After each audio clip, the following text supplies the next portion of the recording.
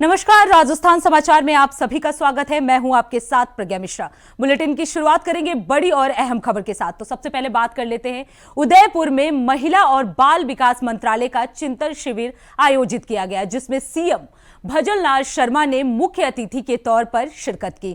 वहीं सीएम भजनलाल शर्मा ने कहा कि महिला सशक्तिकरण से ही राज्य और देश जो है वो मजबूत होगा। हम सभी मिलकर चिंतन शिविर में मंत्रालय को मजबूत करने के लिए चर्चा कर रहे हैं। मंत्रालय की प्रथम इकाई आंगनबाड़ी है। इस शिविर में सबसे महत्वपूर्ण अनुभूति भी होना है। गांव ढाडी के आंगनबाड़ी केंद्रों में नौनिहालों को दूध दिया जा रहा है ताकि भावी पीढ़ी जो है वो मजबूत हो। और क्या कुछ कहा, चलिए आपको सुनाते हैं। 70 साल से जिस तरह से देश के अंदर एक परपाटी बनी है, और वो परपाटी ये बनी है कि सिर्फ हमें उस मंत्रालय के काम को करने के लिए अनुभूति की आवश्यकता होती है। उस अनुभूति का अभाव पिछले दिनों देखने में मिला है। मैं कहना चाहता हूं, 2014 के बाद देश के यशस्वी प्रधानमंत्री नरेंद्र मोदी जी के नेतृत्व में उन्होंने उस धारणा को तोड़ने का काम किया है, और उन्होंने हर मंत्रालय के अलग अलग काम क्या हो सकते हैं उसका काम किया है। यह उन्होंने नया अध्याय जोड़ा है, और इसलिए मैं कह सकता हूं कि जो मैंने कहा कि अनुभूति 3 प्रकार से हो सकती है। जब तक हमें उस काम की अनुभूति नहीं होगी, और मैं इसलिए कहना चाहता हूं कि चिंतन शिविर है, और इस चिंतन शिविर में कई बातों पर चर्चा भी होगी। चर्चा निश्चित रूप से, और चर्चा के माध्यम से कई विषय निकल करके आएंगे। उन विषयों को हम समाहित करेंगे, और समाहित करने के बाद जिन जिन पहलुओं पर चर्चा होगी, चर्चा के बाद उसका निष्कर्ष भी निकलेगा। चर्चा, निष्कर्ष और उसकी क्रियान्विति का किस तरह से उसकी क्रियान्विति हम कर सकते हैं। विभिन्न राज्यों की अलग अलग परिस्थिति, उस परिस्थिति के माध्यम से हमें हमारे महिला बाल विकास मंत्रालय को किस तरह से मजबूत करना है। अगर हमारी जो सबसे छोटी इकाई है वो आंगनबाड़ी है, और उसके माध्यम से, क्योंकि हम कहते हैं कि सबसे, अगर प्रथम बालक की कोई कक्षा है, प्रथम अगर गुरु है तो वो मां है, और मां के बाद अगर अब वो दूसरी बार अगर वो जाता है तो वो आंगनबाड़ी है। और उस आंगनबाड़ी के अंदर हमें कौन कौन से ऐसे काम करने हैं जिससे हमारे उस नवजात, जो हमारा 3 साल से 6 साल 8 साल तक का हमारी बालक या बालिका है, उसके मन के अंदर में भाव परिवर्तित हो, उनको लगे। क्योंकि कभी कभी आपने देखा होगा कि जब हम कुछ बातें आती हैं तो वो आदत में आ जाती हैं। हमें आदत में आने के लिए भी कुछ करना होगा। कई बार मैं सुनाता हूं कि कोई एक व्यक्ति थे, बड़े अच्छे थे, धनवान थे, उनका काम ठीक प्रकार से चल रहा था, लेकिन ये गाड़ी जैसे साइकिल का पहिया है उस तरह से होता है जीवन में। तो कुछ दिन बाद उनको कुछ कमी आई। कमी आने के बाद वो, क्योंकि आदमी के पास थोड़ा सा दिक्कत आती है तो वो कहीं ना कहीं किसी मंदिर में जाएगा, किसी ना किसी के पास जाएगा, ठाकुर जी के पास जाएगा, हनुमान जी के पास जाएगा, उनके पास जाएगा। फिर वो किसी व्यक्ति के पास भी जाता है, कभी हाथ दिखाता है, कभी कुछ दिखाता है, कभी कुछ दिखाता है।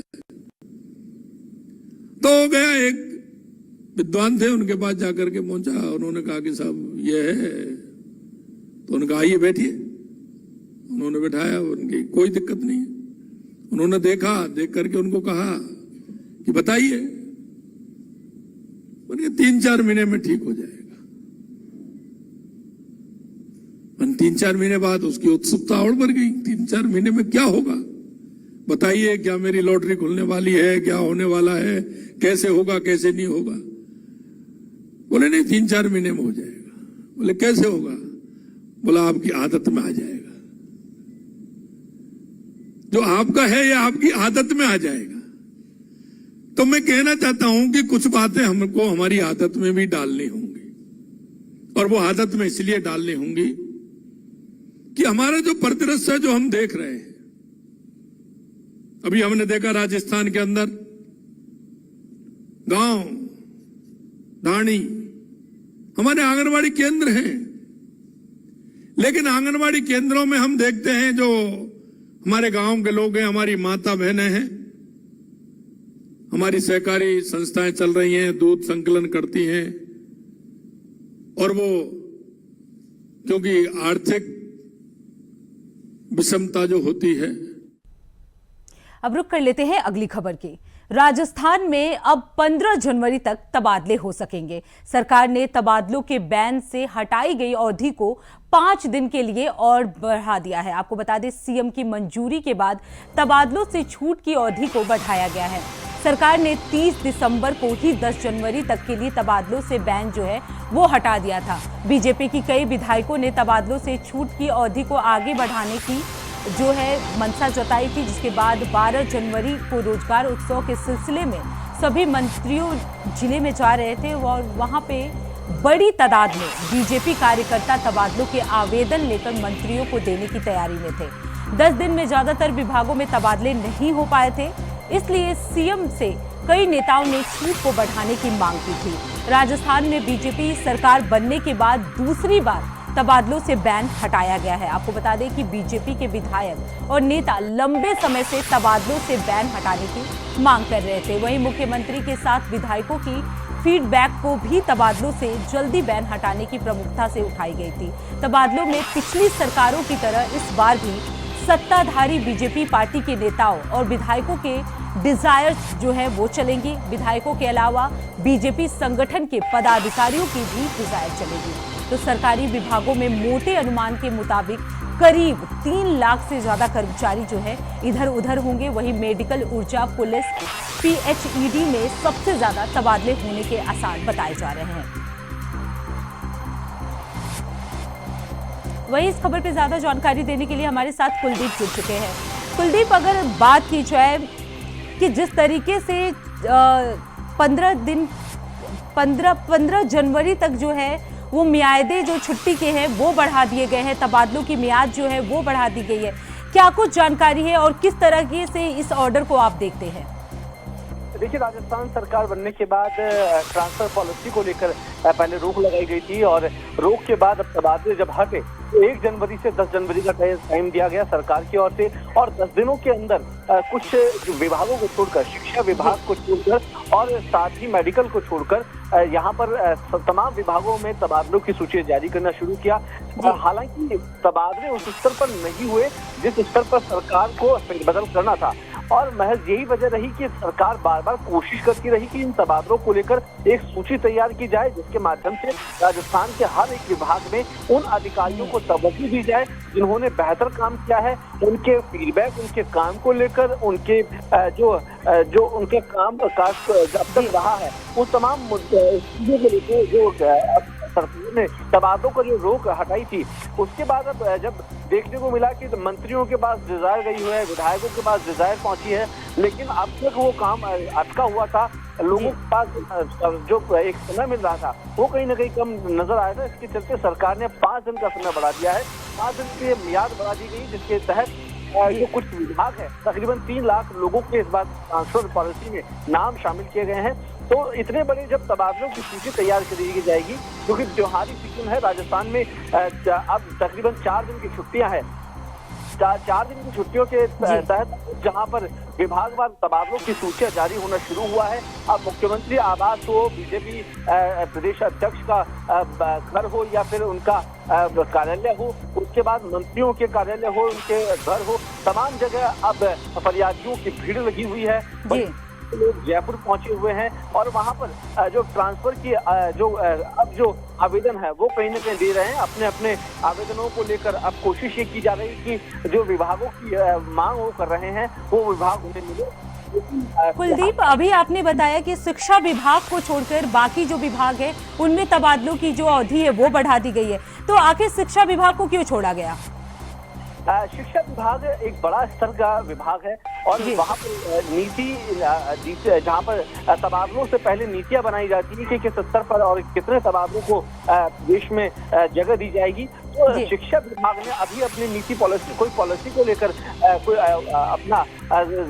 अपना जो एक रिकॉर्ड है वो तैयार नहीं किया और यही वजह रही कि शिक्षा विभाग को अभी तबादलों के लिए रोका गया है, क्योंकि वहां पर जब उनकी पॉलिसी तैयार नहीं हुई कि किस स्तर पर तबादले होने हैं, शिक्षा मंत्री ने खुद इस पर रोक लगाई है और जल्द ही ये माना जा रहा है कि जैसे विधानसभा का सत्र खत्म होगा या फिर उससे पहले शिक्षा विभाग में 4-5 दिन के लिए तबादलों की लिस्ट खोली जाएगी। लेकिन फिलहाल के लिए वहां रोक लगाई गई है बड़े स्तर पर, क्योंकि इसमें अलग अलग ग्रेड के अध्यापक सूची में शामिल है, जैसे स्कूल स्तर पर हो, कॉलेज स्तर पर हो, लेक्चरर्स हो, प्रोफेसर हो, इन तमाम सूचियों को लेकर अभी शिक्षा विभाग ने रोक लगाई है। और हालांकि चिकित्सा विभाग ने भी एक अलग से पॉलिसी तैयार की है जिसमें कुछ लोगों को छोड़कर वहां पर ट्रांसफर किए जा रहे हैं।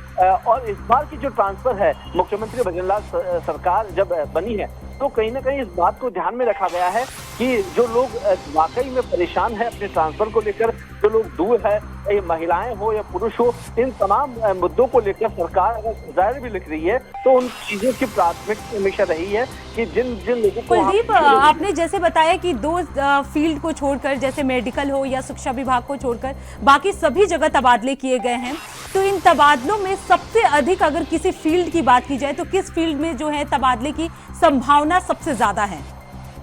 देखिए, फिलहाल पुलिस विभाग में सरकार ने सबसे ज्यादा नवाचार किया है, क्योंकि हमने देखा कि सरकार ने जब तबादलों का जब दौर शुरू हुआ तो पहली सूची में तकरीबन 300 से ज्यादा ट्रांसफर ऑर्डर जारी किए। उसके बाद में सीआई स्तर पर हो, एडिशनल एसपी हो और एसपी स्तर के तबादले भी अब धीरे धीरे हो रहे हैं। तो कहीं ना कहीं माना जा सकता है कि जो शिक्षा विभाग जो पुलिस का विभाग है, विभाग के खुद भजनलाल शर्मा है और गृह राज्य मंत्री की जो अपेक्षाएं थी उन्होंने जिस तरीके का रिकॉर्ड देखा है। बिल्कुल कुलदीप, लंबे समय से ये मांग चल रही थी कि तबादलों की मियाद जो है वो बढ़ा दी जाए। बहुत बहुत धन्यवाद कुलदीप इस खबर देने के लिए।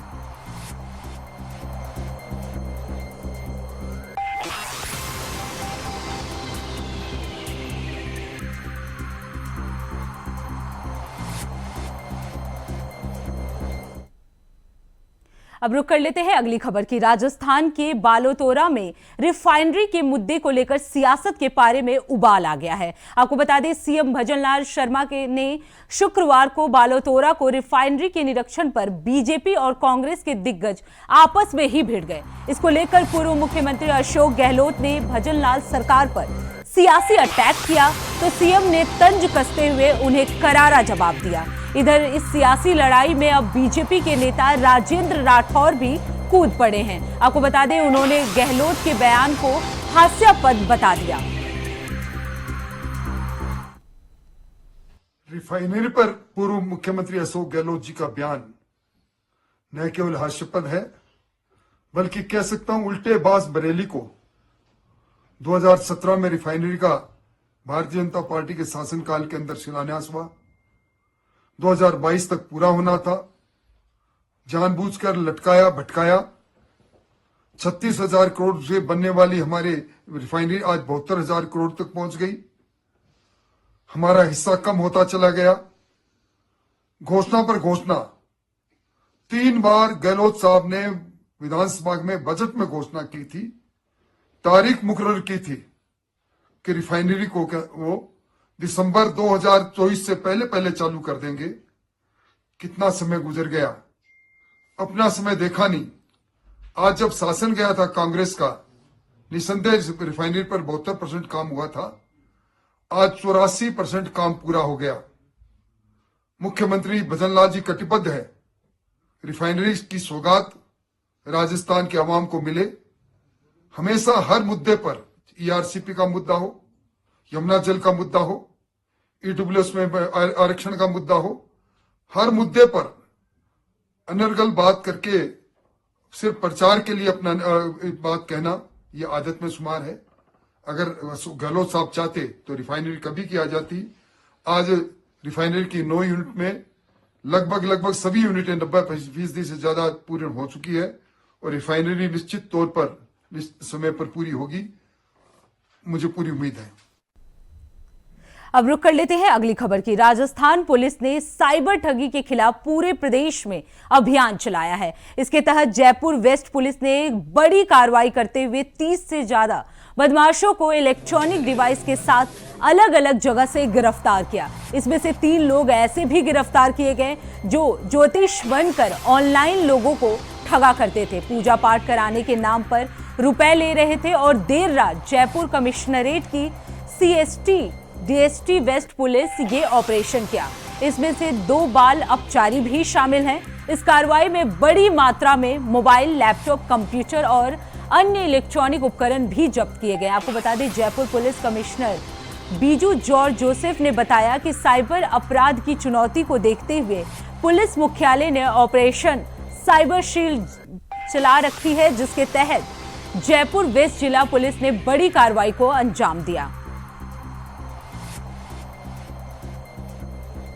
जैसा कि हमारा पुलिस मुख्यालय का अभियान चल रहा है साइबर शील्ड, इस अभियान के तहत ऐसे सारे फ्रॉड करने वाले लोग जो हिंदुस्तान भर में कहीं भी फ्रॉड कर रहे हैं, उनका तकनीकी डाटा MHA और NCRB की अलग अलग साइट्स पर और जो डिजिटल पोर्टल्स हैं उसमें उपलब्ध है। उन सारी तकनीकी आसूचनाओं को इकट्ठा किया गया, मुखबिर तंत्र एक्टिवेट किया ताकि ये सारी सूचनाओं का संकलन ज़मीनी स्तर पर भी किया जा सके।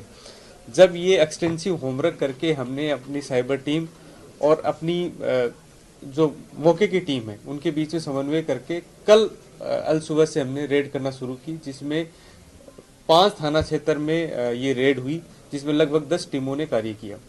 इसमें सबसे महत्वपूर्ण ये था कि सूचनाओं को रेड करने से पहले उनको तकनीकी रूप से सुदृढ़ बनाना और उनको मौके पे जाकर उन मुलजिमों की उपस्थिति देखना ताकि कोई भी रेड असफल नहीं हो।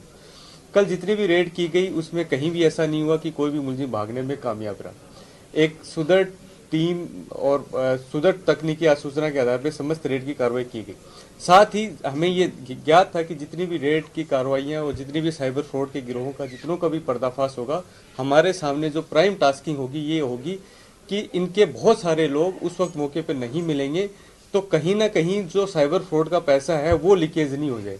तो हर टीम के साथ में जहां भी मौके पर रेड की कार्रवाई हुई, हमने साइबर फ्रॉड प्रिवेंटिव सेल के हमारे जो सक्षम जवान हैं उनको उनके साथ तैनात किया और उसी वक्त जितने भी संदिग्ध बैंक अकाउंट्स थे उनकी डिटेलिंग करके और उनके ऊपर पर्याप्त होमवर्क करके उनको फ्रीज कराने की कार्रवाई आरंभ हुई। लगभग अभी तक 250 ऐसे संदिग्ध अकाउंटों की पहचान की जा चुकी है, जो आगे और अकाउंट्स की संख्या बड़ी मात्रा में सामने आने की संभावना है। रात भर में ही ये सारा होमवर्क करके लगभग 135 बैंक अकाउंट्स को हमने फ्रीज करा दिया। लगभग 64 UPI वॉलेट्स को अकाउंट्स को हमने फ्रीज करा दिया और 20 ATM ऐसे हैं जिनकी अमाउंट्स विद होल्ड कराई गई है। इसके साथ ही हमारे लगातार प्रयास जारी हैं कि इन अकाउंट्स से जो अन्य संदिग्ध अकाउंटों का लेन देन शुरू हो रहा है उनको भी हम फ्रीज करवाएं। सारे अकाउंट्स का अभी तक के आरंभिक अनुसंधान में जो संदिग्ध लेन देन और फ्रॉड की राशि जो अभी तक पाई गई है वो लगभग 30 करोड़ के आसपास अभी तक पाई गई है, जिसमें आगे अनुसंधान में ये रकम और ज्यादा बढ़ने की पूरी। अब रुक कर लेते हैं अगली खबर की। खबर जयपुर से है, जहां महाकुंभ मेला 2025 के दौरान प्रयागराज जाने वाले यात्रियों के रेलवे ने 7 जोड़ी स्पेशल ट्रेनें चलाने की घोषणा की और इन ट्रेनों का संचालन 16 जनवरी से 19 फरवरी 2025 तक किया जाएगा। इनमें से उदयपुर सिटी, धनबाद, बाड़मेर, बरौनी जैसे जिले भी प्रमुख रूप से शामिल हैं। रेलवे का दावा है कि इन ट्रेनों के जरिए यात्रियों को बेहतर सुविधा दी जाएगी। महाकुंभ के लिए इन स्पेशल ट्रेनों में लंबी वेटिंग लिस्ट भी बनी हुई है, जिससे जयपुर और अन्य स्टेशनों से यात्रा करने वाले यात्रियों को परेशानी का सामना करना पड़ रहा है। वहीं उत्तर पश्चिम रेलवे के मुख्य जनसंपर्क अधिकारी ने बताया कि इन ट्रेनों में 2 सेकंड AC, 3rd AC, 12 द्वितीय शयनयान, सामान्य श्रेणी और गार्ड डिब्बे उपलब्ध कराए गए हैं।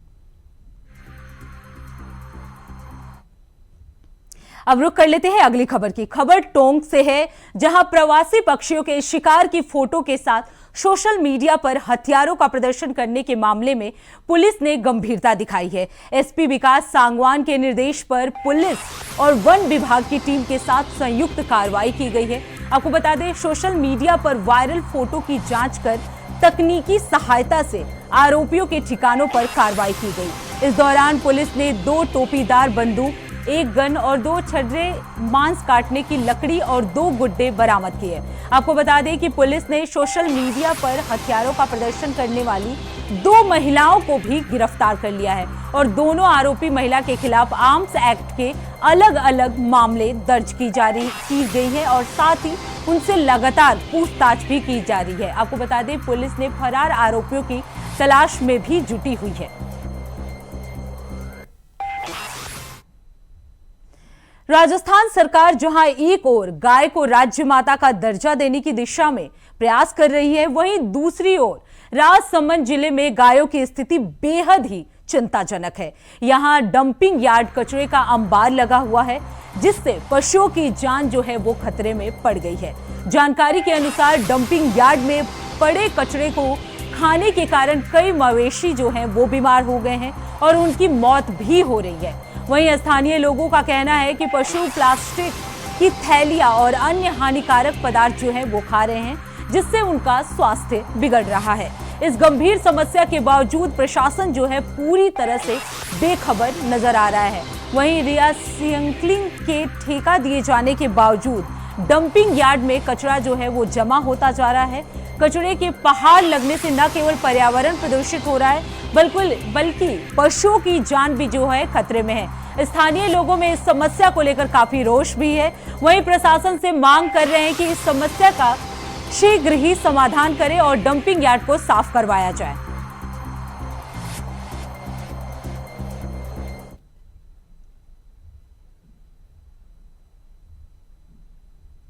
अब रुक कर लेते हैं अगली खबर की। देवगढ़ में नवदुर्गा ज्वेलर्स के एक शातिर चोर ने ग्राहक पर 150 ग्राम सोने के गहने की चोरी जो है वो कर ली। आपको बता दें, चोर एक मोटरसाइकिल पर आया और दुकानदारों को चकमा देकर 12 लाख रुपए के गहने की चोरी कर फरार हो गया। घटना की सूचना मिलते ही पुलिस अधिकारी हेमंत चौहान जो है वो पुलिस दल के साथ मौके पर पहुंचे और जांच पड़ताल शुरू कर दी। पुलिस सीसीटीवी फुटेज की जांच भी कर रही है और आरोपी की पहचान के लिए 3 पुलिस टीमें भी गठित की गई हैं। आपको बता दें, घटना से लोगों में दहशत का माहौल है।